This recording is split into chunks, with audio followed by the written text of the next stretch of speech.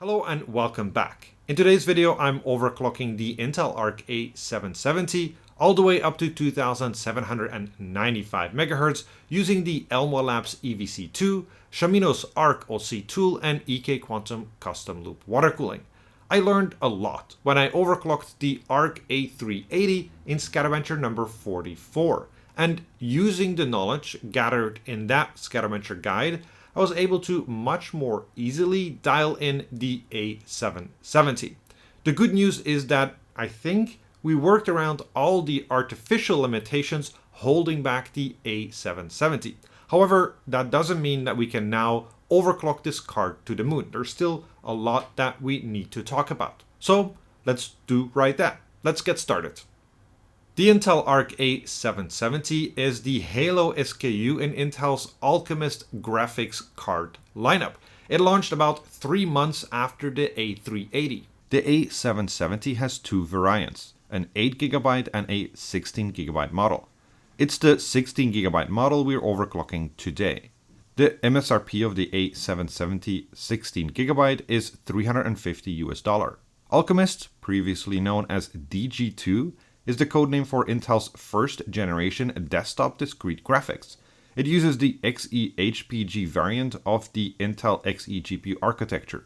It supports ray tracing, deep learning accelerated XeSS, and DirectX 12 Ultimate.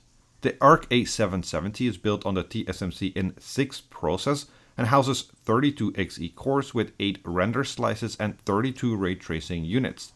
It comes with a base clock of 2100 MHz and a boost clock of 2400 MHz. The 16GB GDDR6 memory is clocked at 2187 MHz. The graphics card total board power is 225 watt. In today's video, I'm covering 4 different overclocking strategies. First, we use Arc control and do basic GPU overclocking with stock cooling. Second, we use Arc OC tool and slap on water cooling. Third, we unleash the card's power limits using the ElmorLabs EVC2. Fourth, we explore the card's overclocking limits using OC lock mode. But before we jump into the overclocking, let's first have a look at the hardware and the benchmarks that we're using in this guide. The system we're overclocking today consists of the following hardware. The ElmorLabs EasyFan controller is the base model of the EFC-SP, the SkatterBencher edition EasyFan controller that I showed on this channel already in a different video. I explain how I use the EFC and EFC-SP in a separate video on this channel. Long story short, by connecting the EFC to the EVC2 device, I can monitor the ambient temperature, water temperature, and fan duty cycle. I also use the ElmorLabs EFC to map the radiator fan curve to the water temperature.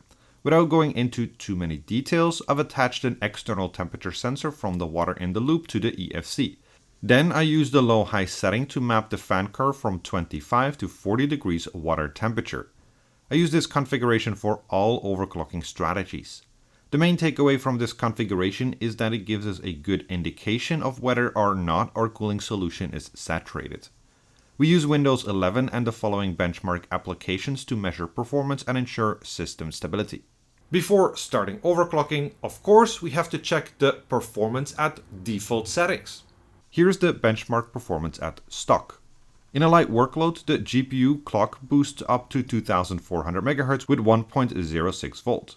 When running 3DMark Speedway stress test, the average GPU clock is 2270 MHz with 0.961 volts, and the GPU memory clock is 2187 MHz. The average GPU global temperature is 77.9 degrees Celsius. The average GPU power is 189.863 watts. When running FurMark GPU stress test, the average GPU clock is 2400 MHz with 1.01 volts, and the GPU memory clock is 2187 MHz. The average GPU global temperature is 71.7 degrees Celsius. The average GPU power is 188.877 watts. I also extracted the default voltage frequency curve for future reference. As you can see from the chart, the GPU works from 100 MHz at 0.587 volt up to 2400 MHz at 1.015 volts. In the first overclocking strategy, we use the overclocking toolkit that's available from Intel's Arc Control software. The Arc Control software suite is arguably one of the more controversial parts of Intel's Alchemist market launch. At the very beginning, a lot of people were complaining about its usability and the bugs, but over time Intel made the software better, and nowadays it's actually pretty good to use. Since the beginning, Arc Control has provided enthusiasts with the tools to overclock their Arc GPU. Today, the tool still provides the same overclocking knobs as at launch. The knobs include the following. Unfortunately, while it's evident that these options are supposed to give some degree of manual control over the voltage frequency curve, it's not entirely clear from the interface what each option does exactly. Let's have a closer look at the function of each of the available overclocking controls in the Intel Arc Control software. GPU performance boost offsets each point on the voltage frequency curve with a specific frequency. The slider goes from 0 to 100, 100 reflecting 100% of the maximum allowed frequency offset. At 100%, the GPU frequency is 2700 MHz, a 300 MHz increase over the default maximum boost frequency of 2400 MHz. GPU voltage offset enables the restricted parts of the factory-fused voltage frequency curve. By increasing the voltage offset, the GPU will boost to previously restricted points on the voltage frequency curve. In this case, the slider ranges from 0 to 292. That indicates the maximum voltage increase in millivolts allowed for this GPU. Similar to the Arc A380, there's a maximum voltage limit for the Arc A770. That limit is 1.2 volts. While the slider goes up to 292, beyond approximately 180, the voltage stays at 1.2 volt with a maximum boost frequency of 2700 MHz. GPU power limit allows configuration of the allowed GPU power consumption. This value represents the total board power, which includes the GPU, memory, VRAM, and all of the other parts of the graphics card. Unlike the Arc A380, this is not an estimated but a measured power consumption. We'll return to this topic when discussing going beyond the power limit. GPU temperature limit theoretically enables boosting to higher GPU temperatures. However, on this A770, the temperature limit is already set to its maximum of 90 degrees Celsius. When fine-tuning the overclock, we combine the performance boost and voltage offset sliders to enable both higher voltages and increase the frequency for each voltage frequency point. Upon opening the Intel Arc Control software, go to the Performance tab. Under Performance Tuning, click Configure. Set GPU Performance Boost to 35. Set GPU Voltage Offset to 160.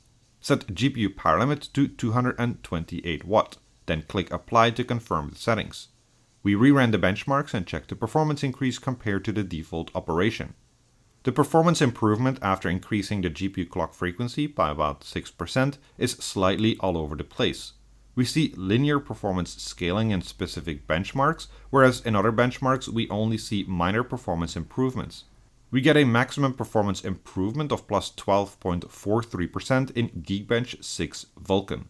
In a light workload, the GPU clock boosts up to 2750 MHz with 1.19 volts.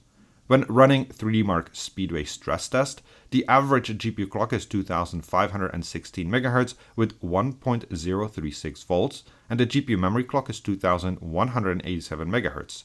The average GPU global temperature is 83 degrees Celsius. The average GPU power is 227.853 watts. When running FurMark GPU stress test, the average GPU clock is 2545 MHz with 1.054 volts, and the GPU memory clock is 2187 MHz. The average GPU global temperature is 78.1 degrees Celsius. The average GPU power is 227.835 watts. In our second overclocking strategy, we switch from default air cooling to the EK-Quantum full cover water block. That also means that we have to switch to our Shamino Arc OC tool. This is not the first time that I'm using an EK graphics card water block on this channel. I previously used this EK Thermosphere when I was overclocking the GeForce GT 1030. But this is the first time that I'm using a full cover water block. The EK-Quantum Vector² Arc A750 A770 is a bit of a rare gem. The product was announced in November last year, but has since been put on end of life. I had to jump through quite some hoops to get one, but I wanted a full cover block for the Arc A770 because it cools the GPU, memory, and VRM.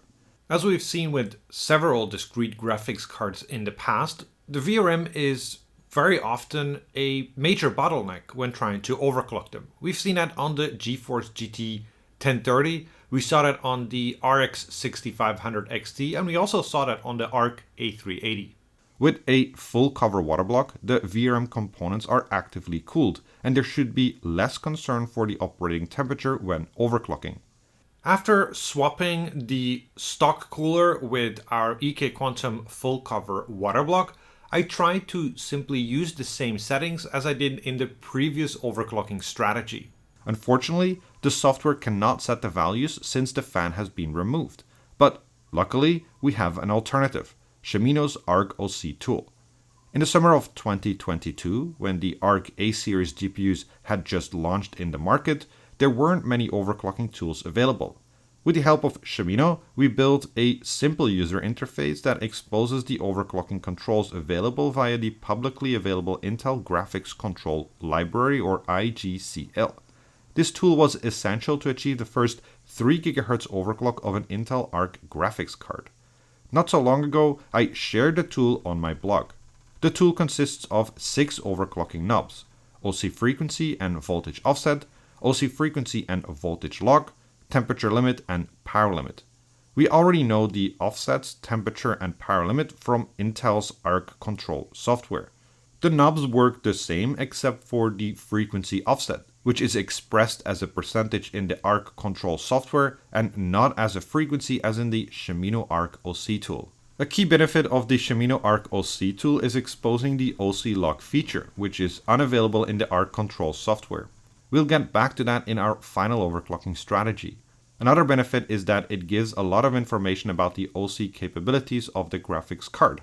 For example, we find that the maximum supported GPU frequency offset is 300 MHz, so from 2400 MHz to 2700 MHz for the A770, and that VRAM frequency and voltage offsets are not supported. For this OC strategy, I set the OC frequency offset to 125, the OC voltage offset to 135, and a power limit of 228. That gives us approximately the same frequency as in our previous overclocking strategy, but with the added benefit of lower temperatures thanks to the water cooling. Upon opening the Shimino Work Tools software, under the Intel tab, click on Arc OC. Set OC frequency offset to 125. Set OC voltage offset in V to 135. Set OC power limit to 228. Then click Apply to confirm the settings. We reran the benchmarks and checked the performance increase compared to the default operation. After adding better cooling to the A770, the performance improves further. We now have an average performance gain of about 8%. We get the best performance improvement of plus 12.85% in Geekbench 6 Vulkan. In a light workload, the GPU clock boosts up to 2795 MHz with 1.202 volts.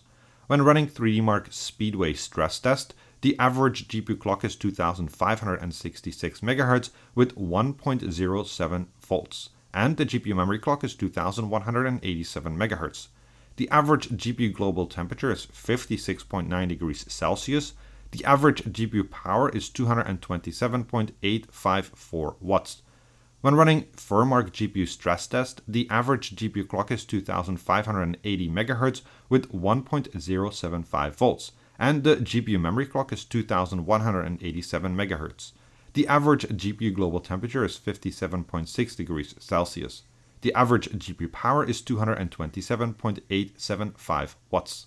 In our third overclocking strategy, we make use of the ElmorLabs EVC2 to override the power limit on this graphics card.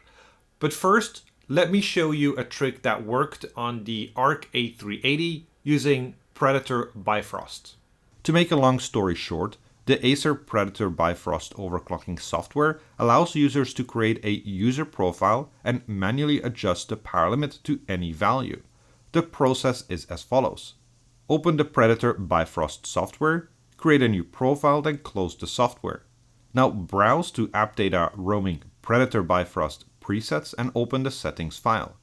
Now look for your custom profile and change the power limit value to anything you want. Make sure to save the file. Open the Acer Predator Bifrost software again and activate your custom profile. You can verify with hardware info that the power limits were set correctly.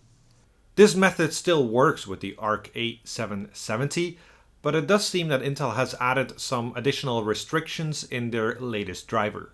For example, if you change between profiles, it will try to revert to the default 228 watt maximum power limit. We can avoid this limitation with a few clicks, but that might not be the case in the future. So in case this method gets patched at some point in the future, I also try to look for a hardware modification to override the power limit.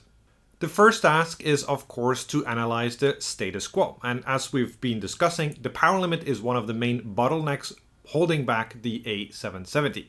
Modern graphics card typically uses one of the following three methods to check the power consumption. 1. Like on most low-end graphics cards, the GPU can estimate power consumption based on the workload characteristics and the assumed voltage based on the voltage frequency curve. 2. Like on high-end NVIDIA graphics cards, a separate hardware circuit can measure the input power and report it to the GPU. 3. Like on AMD graphics cards, the GPU can rely on the voltage controller to report the power consumption. Or it could be a combination of any of these methods. I'll talk a little bit more about that when I'm overclocking the RTX 3050 in a video that's either already up on this channel or will be up on this channel relatively soon. To determine the method used on this Arc A770, we need to have a closer look at the card's VRM design. The VRM design consists of the following major components. The GPU is powered by a 6-phase design managed by the Monolithic Power Systems (MPS) MP2979 digital multi-phase voltage controller. This controller drives 6 monolithic MP869570 amps IntelliPhase DRMOS, one for each phase. DRMOS is a power delivery solution that integrates the MOSFET driver directly on chip with the power FETs. Funny tidbit, Intel wrote the DRMOS 1.0 specification all the way back in 2004. The GDDR6 memory is powered by a 2-phase design, also managed by a Monolithic Power Systems MPS MP2979 digital multi-phase voltage controller. This controller drives 2 monolithic MP869550 50 amps IntelliPhase DRMOS, one for each phase. The default voltage is 1.185 volt. That very same MP2979 voltage controller also manages another 2-phase voltage rail, although I'm not certain what it powers. The rail uses the same MP86950 for the 2 power stages, and the default voltage is 0.69 volt. We'll set the memory voltage controller aside and have a closer look at the MP2979 that's driving the GPU voltage. A quick read through the datasheet reveals that this controller provides I2C access. This is our starting point for the hardware modification. The hardware modification adds an I2C pin on the graphics card PCB, allowing us to communicate directly with the onboard digital voltage controllers. Reading through the voltage controller's datasheet provides us with quite a lot of useful information. The monitoring toolkit provides information needed to check the VRM output voltage, current, power, and operating temperatures. The configuration toolkit provides us with several functions, 2 of which I'll discuss in this video. The first function is called IOUTGain. This function allows us to skew the reported output current by a certain factor. So we can use it to have the voltage controller report to the GPU that it's using much lower power than it actually uses. If this works, it means that our Arc A770 is using the third method. The ElmorLabs EVC2SE is the latest product in ElmorLabs EVC2 product line, although he also recently added an EVC2 Mini. The ElmorLabs EVC2 enables digital or analog voltage control using I2C, SM bus, or PM bus. The device also has UART and SPI functionality. In this case, we're interested in the two I2C headers that provide digital voltage control. I'll try to keep the step-by-step explanation as practical as possible. Step 1 is to identify the digital voltage controllers you want to control with the EVC2SE. We did this in the previous segment. Step 2 is to determine how the hardware modification will work, and we also did this in the previous segment. Step 3 is to ensure the EVC2SE device supports the I2C device. You can refer to the EVC2 beta software forum topic for a complete list of the supported I2C devices. You can leave a message in the forum or Discord if your device is not listed. For this video, Elmor was kind enough to prepare an EVC2 profile for the MP2979. The profile consists of two main toolkits, monitoring and configuration. Step 4 is finding the headers near the I2C marking on the EVC2SE PCB. On the EVC2SE, each I2C header has 3 pins, SCL, SDA, and GND. That stands for serial clock, serial data, and ground. Connecting the pins on the EVC2 to the correct pins on the graphics card is essential. Step 5 is to connect the various pins to the relevant points on your graphics card. Since there are only 3 pins, this should be straightforward. If unsure, use a digital multimeter to locate the ground pin on the graphics card and an EVC2 I2C header. Usually the data pin is always in the middle and the other pin is the clock. However, this wasn't the case on the A770 as ground was in the middle. For those who want to explore the memory voltage controller options, here's the pinout to connect via I2C. Step 6 is to open the ElmorLabs EVC2 software for voltage monitoring and control. You can find the relevant controls under the I2C submenu items. First, click Find Devices. That will check if any supported devices are present on the I2C bus. For this Arc A770, it finds an I2C device on address 22. In our case, it's unlikely that the MP2979 controller will be automatically detected, because the vendor and device ID, which are used to identify the part, are available on PM bus register page 0, but the controller defaults to page 2. However, we can easily add it manually. There are 2 options. First, you can select the MP2979 profile, pick the address found during the device scan, then click Add. The profile will automatically write the command to address 22 to set the PM bus register page to 0. Alternatively, you can manually write 0 to command 0. This will set the PM bus page to 0 for the device on address 22. Then you can click again on Find Devices, and now the MP2979 will be detected. We select the voltage controller in the menu and immediately enable the monitoring function. If the I2C is connected well, you should now see the graphs update.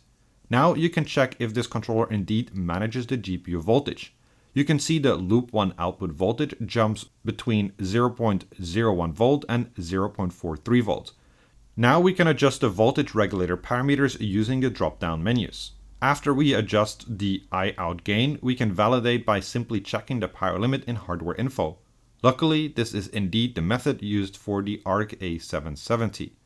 While we're happy that we can now exceed the 228 watt power limit, it also means that we can no longer check the power in our software. So for that purpose, I also hooked up an ElmorLabs PMD to check the input power used by the Arc A770. Upon opening the Shimino WorkTools software, under the Intel tab, click on Arc OC. Set OC frequency offset to 125. Set OC voltage offset to 135. Then click Apply to confirm the settings. Open the ElmorLabs EVC2 software. Access the I2C1 section. Click Find Devices and ensure an MP2979 controller pops up. Then access the MP297922 menu. Enable the monitoring function, verify that the monitoring is indeed active, and set loop 1 I-out gain to 40. Click Apply Changes to confirm the settings. We reran the benchmarks and checked the performance increase compared to the default operation. Unleashing the power limits provides a significant performance uplift in power-hungry benchmarks like Fermark, where we see a spectacular performance increase. However, we can also see that most benchmarks were not power limited. We get a maximum performance increase of plus 21.14% in FurMark 1080p. In a light workload, the GPU clock boosts up to 2795 MHz with 1.202 volts. When running 3DMark Speedway stress test, the average GPU clock is 2750 MHz with 1.17 volts, and the GPU memory clock is 2187 MHz. The average GPU global temperature is 56.9 degrees Celsius. The average GPU power is 292.169 watts. When running FurMark GPU stress test, the average GPU clock is 2580 MHz with 1.075 volts, and the GPU memory clock is 2187 MHz. The average GPU global temperature is 57.6 degrees Celsius. The average GPU power is 320.852 watts. In our fourth and final overclocking strategy, we use the OC-lock function of Shamino's Arc OC tool to squeeze the most out of our GPU. And we're also going to cover some of the other limitations that are holding back our overclock. As I mentioned before, a key benefit of Shamino's Arc OC tool is exposing the OC-lock toolkit. Essentially, it allows you to set a fixed frequency and fixed voltage for your GPU. The OC-lock frequency setting works as expected, so setting a specific target frequency will result in that frequency. The OC-lock voltage option doesn't work as expected, as the set voltage is offset by about 215 millivolt. So if you set 1 volt in the software, the actual voltage would be around 1.215 volt. For this OC strategy, I set an OC-lock frequency of 2700 MHz and an OC-lock voltage of 0.92, which ends up being effectively 1.132 volt. Now, I can already hear you ask, why so low? Well, let's talk about some of those limitations that I've mentioned before. In my Arc A380 video, I already discussed the GPU voltage limit. The problem is simple. Any OC-lock voltage value over 1.1 volt doesn't work. So we're limited to a maximum voltage of 1.295 volts. As I said in the A380 video, the voltage limit is partially a good thing. With the launch drivers, setting a GPU voltage of over 2 volt was possible, which isn't very safe. So I'm glad that got fixed. Unfortunately, that's not where our voltage performance limiting story ends. In my previous two A380 overclocking videos, I mentioned a GPU throttling mechanism that kicked in when the voltage is over 1.17 volt. I refer to that throttling mechanism as the PL4 throttler. But that was not because I knew it was PL4, but because it was the only flag that showed up in hardware info showing kind of the performance limitation. As I mentioned in my SkatterBencher number 44 with the A380, we don't actually know what it is. And after exploring the Arc A770, I can say it's more like an artificial GPU voltage throttler than PL4 throttling. I come to that conclusion based on two data points. First, as I illustrated in the A380 guide, we can see how increasing the GPU voltage beyond a certain point forcibly reduces the GPU frequency. This behavior is also present on the A770 and kicks in at 1.2 volt, similar to the Arc A380. Second, we can use the voltage controller axis to check whether this is an artificial limitation by switching the voltage controller Vout control mode from ISVID to PM bus. In ISVID mode, the voltage controller adjusts the output voltage based on the GPU request. The GPU relies on its factory-fused voltage frequency curve to determine the appropriate voltage at any given moment. In PM bus mode, we program the voltage controller output voltage directly without interference from the GPU. Thus, we can set any voltage over 1.2 volt. We run FurMark GPU stress test with 50 by 50 pixels to load the GPU and use hardware info to check the GPU frequency. In ISVID mode, when we change the OC-lock frequency to 2700 MHz and an OC-lock voltage of 1 volt, the resulting effective frequency and voltage is 2400 MHz at 1.25 volt VID and an effective output voltage of 1.19 volt. In PM bus mode, when you change the OC-log frequency to 2700 MHz, the OC-log voltage to 0.8 volt and set Vout to 1.25 volt, the resulting effective frequency and voltage is 2700 MHz at 1.25 volt. That provides us with sufficient evidence that this is indeed an artificial voltage limitation that kicks in around 1.2 volt. But on the plus side, with the PM bus method, we now have additional voltage headroom as well.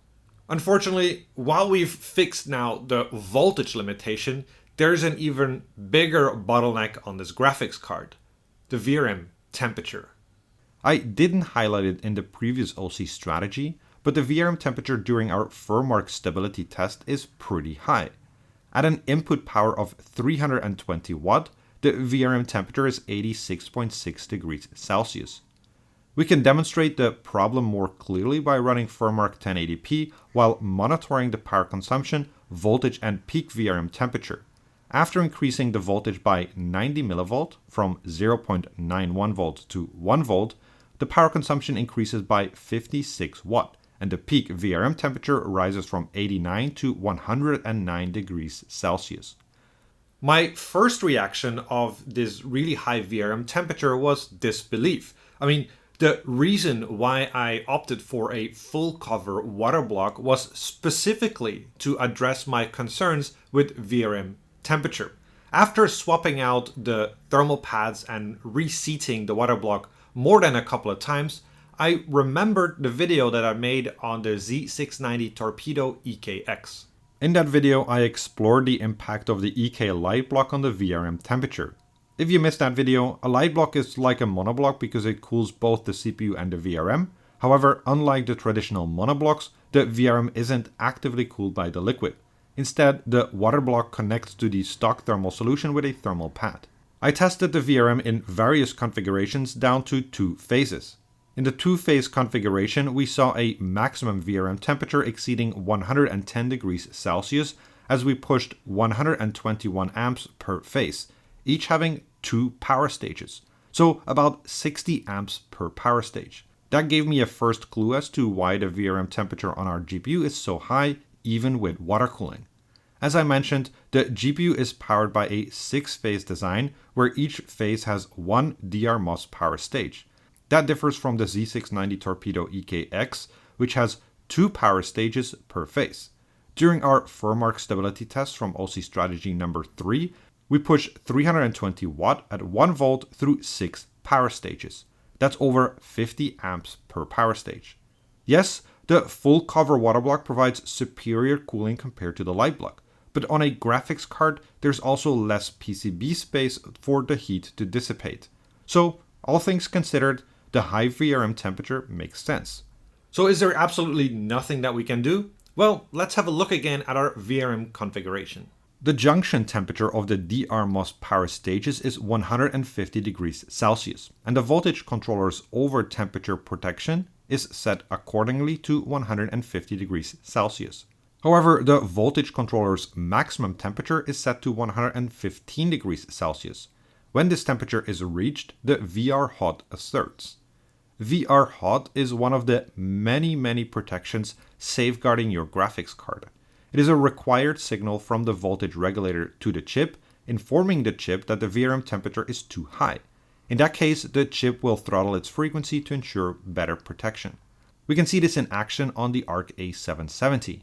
When the VRM temperature hits 110 degrees Celsius, the GPU automatically reduces the clock frequency to 2100 MHz, which is the base GPU clock. It is also possible to override the VR hot limit trigger as I demonstrate on screen now, but it didn't provide us with any additional overclocking headroom.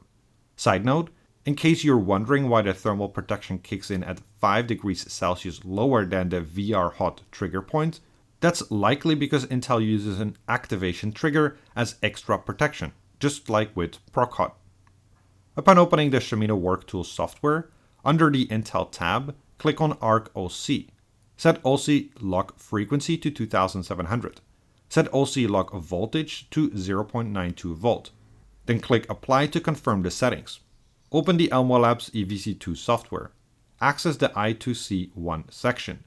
Click Find Devices and ensure an MP2979 controller pops up. Then access the MP297922 menu. Enable the monitoring function. Verify that the monitoring is indeed active and set loop 1 I out gain to 40. Then click Apply Changes to confirm the settings. We reran the benchmarks and checked the performance increase compared to the default operation. Increasing the voltage and using the OC lock function doesn't give us much more performance headroom, so we get roughly the same performance as in our previous OC strategy. We get a maximum performance increase of plus 21.63% in FurMark 1080p.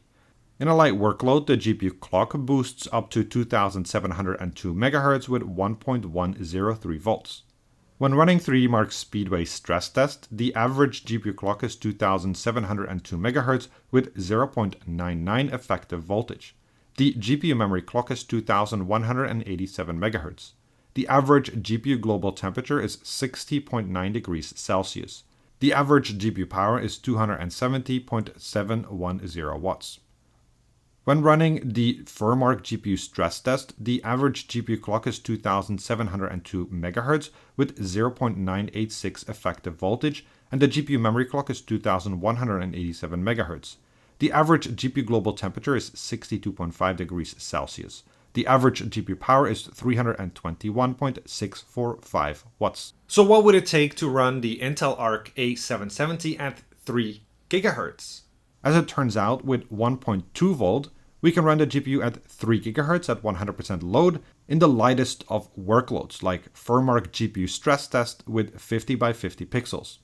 Of course, there's no way that we can run 1.2 volt using non-exotic cooling. Like, we really need to have much better cooling to run this in a daily system. So take this result for what it is.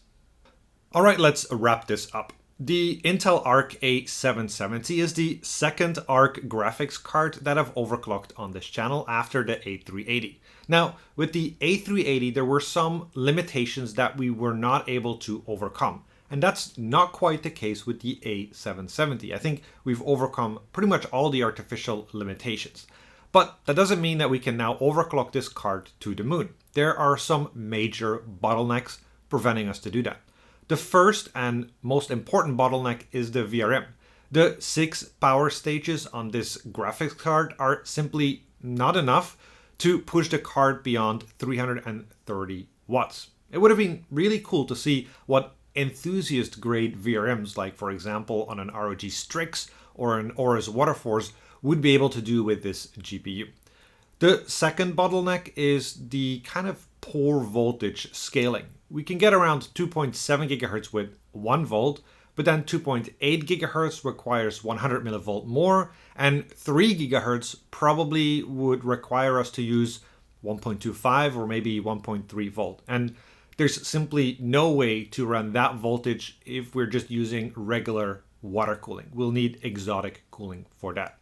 In the end, however, I think this was quite a cool project. I'm very happy with how it turned out, even though it took me a little bit longer than I had hoped for. The only thing that is over or that is left with this card is doing some liquid nitrogen testing at the ElmorLabs office here in Taipei. Anyway, I hope you enjoyed my video. If you have any questions or comments, please drop them in the comment section below.